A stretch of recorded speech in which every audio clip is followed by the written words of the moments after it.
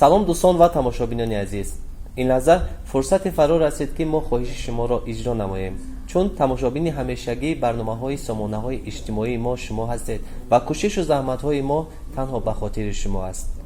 чун дар зери видеоҳо, дар зери аксҳо, тариқи комментария зиёд смс ирсол менамудед ки бо як ровии шинохта, бо Меҳрафрӯз Неъмонзода ҳамсӯҳбат бошед. инак дар барномаи мо ҳузур доранд ҳамон нафаре ки шумо мехостед. ташаккури зиёд аҳалдин ва миннатдорам ки хуб маро даъват кардед ба ин барномаи озод ва дуруд мегӯям ба ҳама тамошобинон, ба ҳама мухлисонат, ба ҳама аъзоёни саҳифаҳои иҷтимоият. хуб, ташаккури зиёд. шумо гуфтед ки ман миннатдор ҳастам барои даъвататон. Меҳрафрӯз, мо шуморо даъват накардем. ин интихоби тамошобинони мо буд ва интихоби аъзоёни саҳифаи инстаграм буд ки хостанд Меҳрафрӯз Неъмонзодаро ба барнома даъват намоем ва бо он нафар як суҳбати озод намоем. хуб, биёед суҳбати озодро номгузорӣ мекунем, яъне гулшани рози Меҳрафрӯзи Неъмонзода. розӣ ҳастед? албатта, чаро не. гулшани роз як дунё маънӣ дорад ва воқеан мехоҳам ки гулшани рози ман бошад дар ин барнома.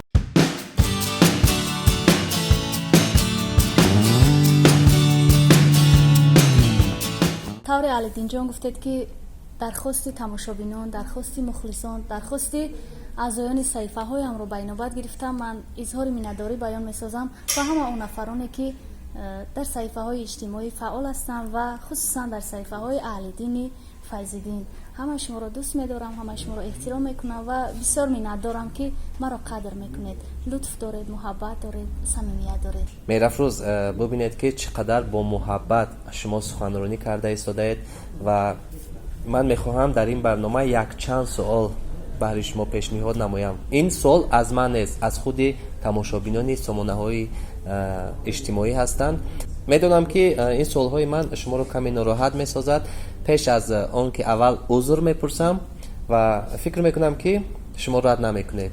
рости алдинҷон, ман асабҳои бисёр қавӣ дорам, оҳанин дорам ва ҳарчанд ки дар саҳифаҳои иҷтимоӣ шарҳҳои хубу бад бисёр мехонам, мебинам, кӯшиш мекунам ки оромона, бо муҳаббат, бо лутф сухан карда бошам, ҷавоб гуфта бошам.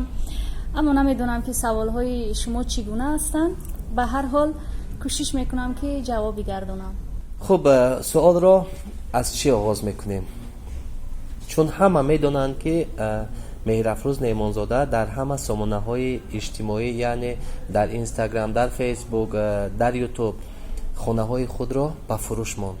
чӣ проблема шуд? хонае ки чӣ қадар азоб кашидед, бо заҳмат онро сохтед, имрӯз дар фурӯш мондед. воқеан ин суоле аст ки ҳар лаҳза ба саҳифаҳои ман ворид мегардад ва ҳамагӣ мепурсанд ки чаро хонаатро ба фурӯш гузоштӣ ва шояд ки баъзеҳо фикр кунанд ки ман ба ягон мушкилоти ҷиддӣ рӯбарӯ ҳастам ва ба ҳамин хотир хонаро ба фурӯш гузоштам. аммо ҳақиқат ин нест. ҳақиқат ҳамин аст ки дар дохили пойтахт бояд ки хонаи 5 ҳуҷрагӣ гирифта бошам ба хотири таълиму тарбия ва идомаи таҳсили фарзандонам дар ягон мактабҳои хубтару беҳтар.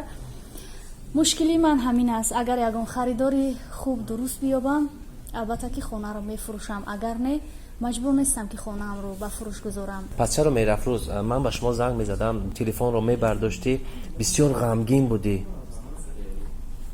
сабаб дар чӣ буд? ин суоли ман аст. бале, чун барнома гулшани роз унвон гирифтааст ва бояд ки ҳама чи озоду ошкоро бошад, ман бидуни тарс, бидуни ваҳм, бидуни хуб шарм гуфта метавонам ки дар зиндагии шахсиям баъзе мушкилиҳо буд ки ман намехостам бо касе дар суҳбат бошам, ман намехостам барномае таҳия карда бошам, ман намехостам аз паси корҳои эҷодиям бошам, чун дар ҳолати баъди рӯҳӣ қарор доштам.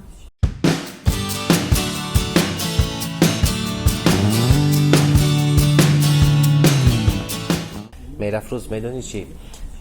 хуб, суҳбати озод аст ва ман пеш аз барнома аз шумо узрхоҳӣ кардам. бовар кунед, чандин суханҳо, чандин гапҳо шунидам, шахсан худи ман нороҳат шудам, яъне аз ҷониби шумо. оё ин рост аст ё ин ки дурӯғ аст? мехостам ҳақиқатро аз худи шумо бишнавам. худи ҳозир шавҳар доред? ин саволе аст ки ҳар лаҳза خصوصا با صفحه اینستاگرامی من میآید راستش رو بگو شوهر داری یا نداری، من زنگیر هستم. و باز هستن نفرانی که برایم خانه و ماشین و ثروت و دارایی پیشنهاد میکنند راستش رو بگو اگر اویله‌دار نباشی ما بر عوض آن که قلب تو رو به دست بیاریم آماده ایم که برای خانه بخریم، آماده ایم که برایت ماشین بخریم، اما بله. اهل دین میدونی برای من مهمتر از همه خانه آبادم است، فرزندان شیرینم بله. است و خوشبختی من، ثروت من، پولی من، خانه من، ماشینی من، همه دارایی دنیایی من شوهر و زندگی و فرزندان من و اونها رو با کسی و با چیز عوض نخواهم کرد. یعنی شوهر دارید پاسخ بگو به ما. البته شوهر که دارید پس چرا بیشتری ترانه هایت از عشق و محبت است؟ عاشقم. با کی؟ عاشق بودن معنای اون رو ندارد که حتما تو باید نفری رو دوست بداری و با او دست به دست در کوچه های شهر، در گل و گلگشت ها، در خیابان ها باید که سیر و تماشا بکنی. عاشق بودن به زندگی، عاشق به فرزند، عاشق به همسفر زندگی، عاشق به زیبایی، عاشق به کسب و کار و برای ایجادکار باید که مانع ایجاد نشود در تولید بله. ترانه، سخن یا زمزمه طوری گفتید موضوعایی که از عشق، از جدایی، از خیانت قصه میکنند. من آزادم.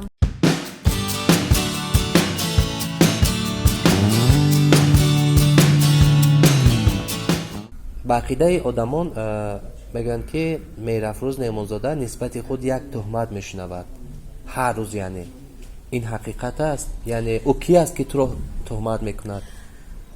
در حقیقت وقتی که انسان در کسب و کار، در زندگی کمی موفق می شود، البته که اطراف او گپ و کلوچه زیاد می گردد. بعضی ها کوشش میکنند که تو رو رنج بدهند، تو رو شکست بدهند و خوشبختی تو رو از بین ببرند، موفقیت تو رو از تو به قول کشیده بگیرند. بله. اما چون زحمت کش باشی، در راه راست باشی، فکر میکنم که کسی نمیتواند آنچه که خداوند برای تو هدیه کرده است، برای تو داده است، اون رو گرفته باشم. میرافروز بیا من خود به شما یک سوال دهم. باور دارم که ناراحت نمیشوید. چرا؟ هر دوی ما و شما در برنامه ها بودیم، در جشن و مراسم ها بودیم و شاهد آن بودم یک نفر زیاد دوستت میدونست که شما شوهر دارید و هر کجای میرفتید پس شما میگشت. اون نفر کجا شد و چی شد؟ متاسفانه اون نفر هنوز هم هست، هنوز هم دنبالم است، هنوز هم پیش راه هم رو میگیرد، هنوز هم به قول دوست میدارد، محبت دارد. اما نمیدونم که اون چگونه عشق است که من خسته شدم از تهمت، تهدید، فشار آوردن های اون نفر.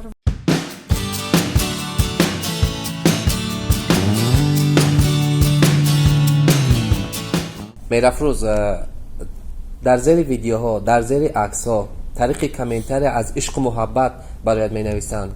میخونی آنها را؟ نمیشه که اون موضوع دیگر. نه، ما میخوایم انا همین موضوع رو در دایره. برای چه این کامنتری رو قصه خطلگی؟ برای آنکه شما یک زن شوهردار همه از عشق و محبت به شما می نویسند. خیلی عاشق شدگی ممکن بعد چیکار پس چرا کنم؟ جواب نمیگردونی که من شوهر دارم؟ خیلی میگردون موقع در همه برنامه گفتستم اویلت دارم، صاحب 3 فرزندم، خانوم من نشون میتم، فرزندم من نشون میتم، شوهرم قطعی افیر میکنم. من نمیفهم مردم چی فکر دارن، چی عقیده دارن. شاید فکر میکنن که ما سر لیچیم کتا سین کالتا میبشیم در صحنه اظهار محبت کنن، ما میدویم میریم قدشون میگردیم، قدشون صحبت میکنیم و خیلی من نمیفهم. خیلی ما شخصا من همین کسب انتخاب کردم. میرافروز یک چیز دیگر، ما تو در برنامه دعوت کردیم، نگفتیم که شما عصبی شوید. ما میخوایم با سوالهای خود پاسخ بگیریم. من عصبی نمیشم. در اول ما گفتیم که شما ناراحت نشوید. در یک برنامه دعوت کردن، کامنتاری رو میخونی، چی با افتت خنکای، چی با اورودی دیگه کار نداری، برنده بی سواد. من نمیفهم مخی یگان موضوع دیگه نیست. نه، ما میخوایم در دایره ان همین سوال ها، چون این درخواست ما نیست. پیشکی به شما گفتیم که میرافروز شما عصبی نشوید، ما میخوایم با سوال های خود پاسخ بگیریم. که مسائل درباره روزنامه ها امروز در چی سطح قرار دارن، در هم از این کارها خبر دارن. درباره نمیدونم کامنتاریا قطعی میگردید، قطعی بدنامت کردن، ترا تهمت کردن.